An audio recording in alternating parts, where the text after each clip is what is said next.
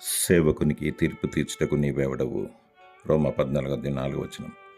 అతడు నిల్చుండుటైనను పడియుండుటైనను అతని సొంత యజమానుని పనియే.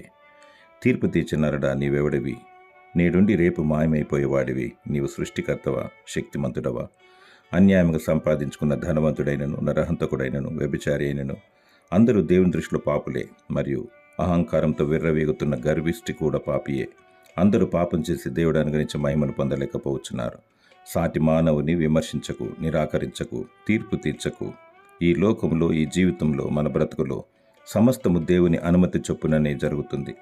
జీవము గల దేవునికి భయపడము. నిన్ను నీవే విమర్శించుకొనుము, సరిచూచుకొనుము. ప్రభువైన యేసుక్రీస్తు తీర్పు తీర్చువాడు. దహించు అగ్ని. పరిశుద్ధత కలిగి, పవిత్రత కలిగి, సిద్ధపాటు కలిగి ఉండుము. ఒక రెప్పపాటును ఎత్తబడదవు, లేనిచో తీర్పు సిద్ధముగా ఉంది. రెండవ మరణం. దేవుడు నిన్ను కరుణించి రక్షించునుగాక. ఆమేన్.